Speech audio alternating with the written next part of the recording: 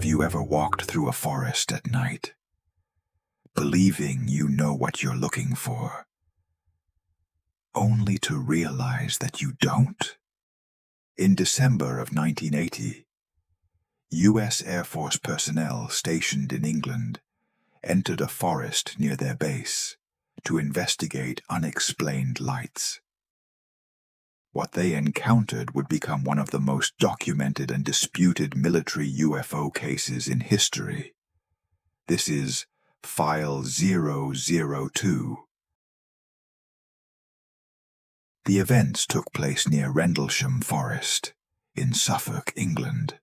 The forest sat between two military installations, RAF Woodbridge and RAF Bentwaters.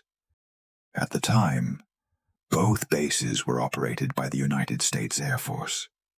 These were not civilian witnesses. They were trained personnel assigned to security and patrol duties. On the night of December 26, 1980, strange lights were reported beyond the base perimeter. At first, they were assumed to be a downed aircraft. A small patrol was sent into the forest to investigate.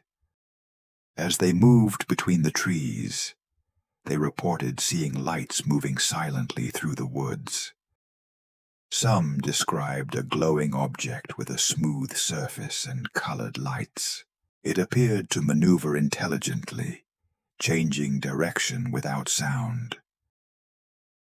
As the patrol moved deeper into the forest, they reported seeing a solid object among the trees.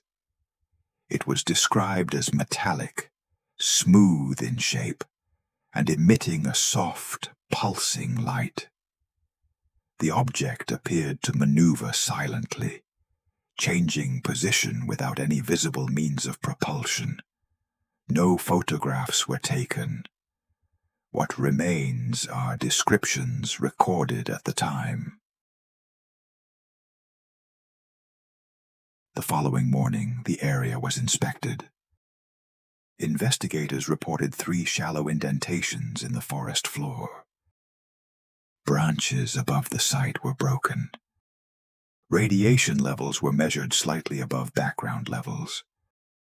No dramatic conclusions were drawn.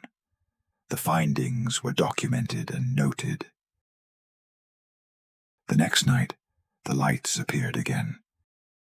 This time, a larger group entered the forest. They were led by Lieutenant Colonel Charles Holt, the deputy base commander. What followed would set Rendlesham apart from many other cases. As the group moved through the forest, Holt began recording audio. That's 7/10 right here in the center. We found a small blast, what looks like a blasted or scrubbed up area here. Okay. This was not a story told years later. It was a real-time recording made by a senior military officer during the event itself. After the encounter, Holt prepared an official memorandum summarizing what had been observed. The memo was submitted through proper military channels. It exists. The recording exists. The British Ministry of Defence later stated that the incident posed no threat to national security. Possible explanations were suggested, including a nearby lighthouse and misidentified stars. However, these explanations did not address all reported details. The U.S. Air Force did not issue a definitive explanation. No single conclusion was accepted by all involved parties. The Rendlesham Forest incident includes multiple trained military witnesses, close-range observations, physical markings at the site, an official written memo, and a contemporaneous audio recording. Despite decades of analysis, no explanation has resolved every element of the case. The Rendlesham Forest incident remains officially unexplained. The witnesses have remained consistent. The evidence remains debated. This file remains open.